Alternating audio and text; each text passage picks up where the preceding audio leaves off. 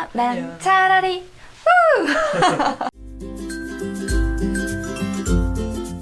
킁킁킁킁킁킁킁. 안녕하세요, 재테크하는 아내 구채입니다. 오늘은요, 제가 결혼하고 2년 만에 1억 원을 모았던 저의 저축 노하우를 낱낱이 공개하려고 합니다. 부동산이나 금융투자 자산과는 별도로 신혼 초에는 제가 종잣돈을 모으기 위해서 열심히 저축을 했는데요. 아기가 없던 지난 2년 동안은 적게는 50%, 많게는 70% 넘게 저축을 했습니다. 연봉이 높은 거 아니에요? 그거에 대한 설명은 뒤에 나오니까 끝까지 봐주세요. 자, 첫 번째는 제가 소비 패턴을 셀프 점검했어요. 돈을 알기 전에 나를 아는 과정이라고 보시면 돼요. 돈을 쓰는 나만의 철학 혹은 나의 재테크 성향을 파악하는 게 먼저인데요. 이 말이 뭐냐면 내가 평소에 어디에 얼마나 자주 돈을 쓰는지, 특히 어떨 때 소비를 참기 어려운지 파악하는 일이라고 보면 돼요. 그러니까 우리가 무분별하게 돈을 쓰는 것 같잖아요. 근데 잘 생각해보면 사람마다 돈을 쓰는 나름의 기준이 있어요. 그러니까 어떤 곳에 돈을 쓸 때는 되게 만족스럽고 보람을 느껴요. 근데 또 어떤 곳에는 쓸 때마다 아깝고 꼭 후회되는 지출이 있거든요. 그 지출의 중요도를 매기는 거예요. 저 같은 경우에는 여행에 쓰는 돈이나 자기계발 지출은 아깝지가 않았었는데 헤어나 미용처럼 치장에 쓰는 돈이나 아니면 커피값 이런 건 좀 아깝더라고요. 또 택시비나 연체료, ATM기 수수료 이런 거는 몇천 원이 안 돼도 진짜 아까 미치겠어요. 그래서 처음 저축을 할 때는 이런 것부터 의식적으로 줄이기 시작했어요. 어차피 내가 써도 후회하는 항목이니까 스트레스를 좀 덜 받더라고요. 그리고 반드시 나를 위한 보상으로 1년에 한 번 이상은 해외여행을 갔습니다. 근데 사람마다 성향이 다 다르잖아요. 어떤 사람들은 하루라도 커피를 안 마시면 안 될 만큼 커피를 정말 좋아해요. 근데 갑자기 커피값을 절반으로 줄여요. 그럼 꾸준히 될까요? 조금 하다가 내가 좋아하는 커피 한 잔도 못 먹고 이게 뭐 하는 짓이야. 결국 포기하고 한 번뿐인 인생 진짜 맛있는 거라도 먹고 살자. 욜로를 외치면서 더 많이 쓰게 되거든요. 또 매일 배달 음식을 시켜 먹는 1인 가구예요. 근데 내가 돈을 모으겠다고 하루아침에 집밥만 해 먹겠대요. 그러면서 장보기로 한 10만 원어치를 샀는데 결국에는 재료가 다 썩어서 버려요. 안 되거든요. 일단 카드값 3개월치를 한번 쭉 뽑아보세요. 내가 어디에 돈을 쓰는지, 내 취향, 생활 습관, 식성, 심지어 어느 시간대에 돈을 쓰는지가 다 나옵니다. 그럼 어디서부터 줄여야 할지 아마 감이 올 거예요. 남들 말에 휘둘릴 필요 없고요. 남들이 그렇게 돈을 모았다고 해서 똑같이 할 필요도 없어요. 내가 해서 이루면 그것이 방법입니다. 두 번째는 목표 예산을 잡았어요. 그러니까 가계부를 쓰든 안 쓰든 일단 내가 한 달에 생활비로 얼마를 쓰겠다. 이렇게 예산을 잡는 게 아주 중요하다고 생각을 하거든요. 그러니까 가계부를 쓰는 것도 사실은 과거의 지출을 단순히 기록하는 게 아니라 미래에 내가 얼마를 쓰겠다. 예산을 세우는 일이 가계부를 쓰는 거거든요. 그러니까 앞에서 한 달 소득이랑 내 지출 패턴을 파악을 했잖아요. 커피값을 지금부터 한 달에 3만 원 정도 줄이자. 교통비는 가급적 택시를 안 타고 대중교통으로 한 달에 8만 원 안으로 해결을 하겠다. 대신 자기계발비는 5만 원을 더 쓰자. 이런 식으로 뭐가 나올 거예요. 그걸 토대로 한 달 식비 30만 원, 커피값 7만 원, 통신비 5만 원, 꾸민비 10만 원 이런 식으로 나름의 예산을 세워서 그 안에서 살아보는 겁니다. 결국 이게 어떻게 보면 가계부 쓰는 거랑 똑같아요. 그러니까 예산을 얼마를 잡아야 할지 모르겠다. 그럼 일단 소득의 50%는 무조건 저축으로 빼고요. 나머지 50%로 항목별로 예산을 쪼개어 보세요.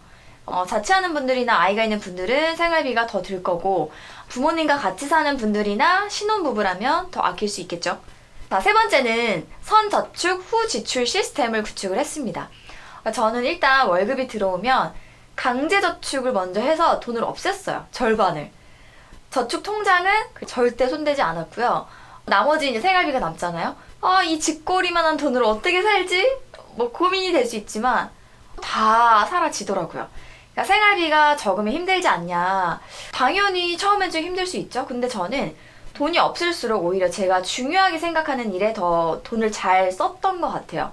그러니까 돈이 많으면 이것저것 다 하게 돼요. 여유가 있으니까. 근데 돈이 없잖아요? 정말 중요한 거, 내가 정말 좋아하는 거에만 돈을 써야 되거든요. 우선순위를 매길 수밖에 없어요. 근데 보통은 없는 돈으로 이것저것 다 하려고 하니까 힘든 거지.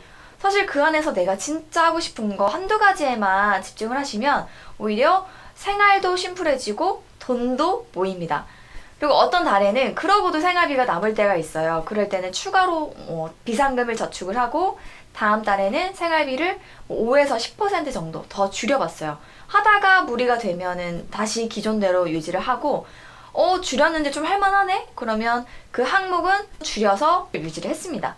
생활비가 구멍이 날 때가 있잖아요. 그럴 때는 중고 매매를 좀 한다거나 선물 받은 기프티콘이나 상품권을 좀 쓰면서 최대한 생활비 방어를 하려고 했습니다. 가급적 비상금에는 손대지 않으려고 좀 했던 것 같아요. 네 번째는 얼마를 버느냐보다 얼마를 모으느냐가 중요하다입니다.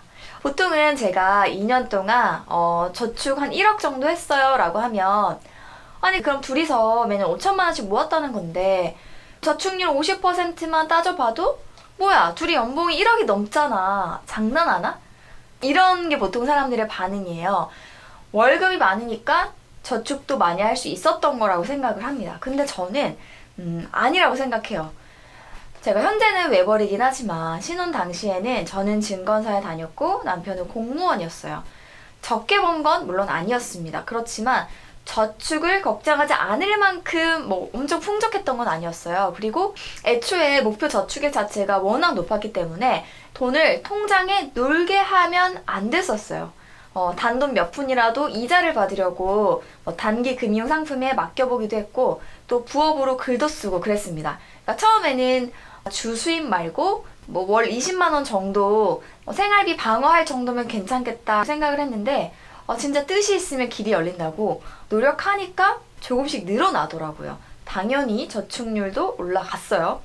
어떤 분들은 월급이 많으니까 상대적으로 저축하기도 쉽지 않냐라고 말을 하시는데 제가 20대 때 돈을 전혀 못 모아본 1인으로서 중요한 건 얼마를 버느냐가 아니라 얼마를 모으느냐입니다. 이게 진리예요. 솔직히 월급이 너무 적어서 내가 저축을 못한다 이런 분들도 있겠죠. 하지만 저축하는 게 힘드니까 돈 쓰는 게 훨씬 쉽고 좋으니까 월급이 적다는 핑계를 대는 분들도 많거든요. 많이 벌어도 많이 쓰는 사람들은 결국 못 모아요. 월급 200만 원 벌 때 못 모으는 사람은 월급 1000만 원을 모아도 못 모아요. 한번 커진 씀씀이를 줄이기가 쉽지가 않아요. 내 월급이 얼마냐에 상관없이 마음만 먹으면 저축은 가능합니다. 이거를 전제로 깔고 가셔야 돼요. 지금 많이 번다고 안심하지 마세요. 절대. 평생 월급 아니고요. 언제든 상황이 바뀔 수 있어요. 소득이 한 푼이라도 더 있을 때 뭐든 더 해서라도 저축을 높이셨으면 좋겠어요. 저도 그런 생각으로 저축을 했고 정말 아이를 낳고 보니까 그때 그렇게 무리해서 저축을 했던 게 참 다행이구나 라는 생각을 하고 있습니다. 마지막으로 가계부 쓰기입니다. 이건 너무 많이 들으셔서 진부할 수도 있지만 돈의 기초 체력을 쌓기 가장 좋은 방법이 가계부 쓰기라고 생각을 해요. 가계부를 쓰면 무조건 돈이 모이냐? 아니고요.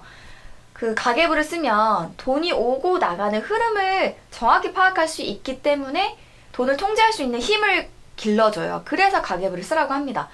지금 이 영상 보시는 분들 중에 내 근로계약서에 쓰인 내 연봉 말고 한 달에 세금 다 떼고 회사에서 사후회비 이런 거 떼잖아요. 그런 거 다 떼고 통장에 실제로 꽂히는 월급이 얼마인지 아시는 분 있을까요? 그리고 주거비, 식비, 여가비, 꾸민비, 경조사비 이런 항목들에 매월 얼마씩 쓰고 있는지 대략 알고 있다. 만약에 그런 분이 있다면 가계부 안 쓰셔도 무방하고요. 그렇지 않은 분들은 저랑 같이 가계부를 쓰시면 돼요. 매년 새해가 되면 다짐을 하잖아요. 올해는 꼭 가계부를 쓰겠다. 근데 한 달도 못 가죠. 저만 그랬던 거 아니죠? 도대체 왜 그러냐? 완벽하게 하루도 빠짐없이 세세하게 쓰려고 하니까 그런 거거든요. 제가 결혼하고 나서 지금 3년 넘게 가계부를 정말 매달 빠짐없이 쓰고 있는데요. 그렇다고 제가 이렇게 꼼꼼하게 썼냐? 아니에요. 저는 맞벌이 때는 일주일에 딱 한 번만 일요일 저녁에 썼고요. 지금은 이제 외벌이다 보니까 지출이 좀 많아져서 주 2회만 쓰고 있습니다. 그러니까 쓸 때는 최대한 쉽게 썼고요. 상위 항목으로 묶어서 썼어요.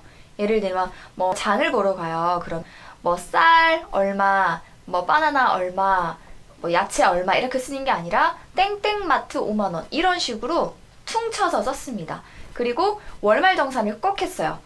내가 정한 예산은 30만 원인데 이번 달에 33만 원을 썼다. 아, 왜 이렇게 많이 썼지? 반성도 하고 어디에서 이렇게 누락이 됐을까 또 보기도 하고 또 예산에서 어떤 날은 돈이 남을 때가 있어요. 그러면 다음 달 예산에 반영해서 좀 더 줄여보고 또 그 안에서 소비를 하려고 노력을 했습니다. 가계부는 워낙 중요한 방법 중에 하나라서 제가 다음에 손수 만든 엑셀 가계부를 펼쳐놓고 실제로 어떻게 작성을 하는지 노하우를 따로 풀어보도록 할게요. 오늘은 제가 결혼 2년 만에 1억 원을 모은 저의 저축 방법을 소개했는데요. 제가 소개해드린 방법이 정답은 아니지만 누군가에게는 도움이 될 거라고 생각을 하고 찍었어요. 도움 되셨죠? 자, 혼자만 알기 아까운 저축 방법이 있으면 댓글로 많이 공유해 주시고요. 저는 다음 영상에서 또 만나러 올게요. 모두들 부자 되세요. 안녕. 난 차라리